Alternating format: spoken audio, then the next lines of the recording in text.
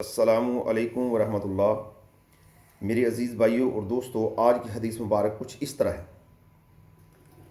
حضرت ابو ہریرہ رضی اللہ تعالیٰ عنہ بیان کرتے ہیں کہ رسول اکرم صلی اللہ علیہ وآلہ وسلم نے فرمایا، دو خصلتیں کسی منافق میں اکٹھی نہیں ہو سکتیں: اچھے اخلاق اور دین میں سوجھ بوجھ۔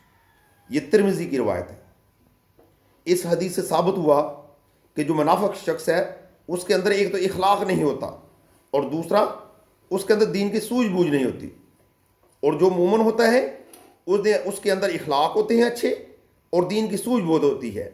لہٰذا اس سے یہ بات ظاہر ہوئی کہ جس آدمی کے معاملات لوگوں کے ساتھ، لین دین لوگوں کے ساتھ، رہن سہن لوگوں کے ساتھ، بول چال اور اس کے باقی معاملات اچھے ہیں، دین اسلام کے مطابق ہیں، اخلاق کے مطابق ہیں، اخلاق کے دائرے میں ہیں، اور جو آدمی دین کی سوجھ بوجھ اور فہم و فراست رکھتا ہے تو وہ منافق نہیں ہو سکتا بلکہ وہ مومن ہے۔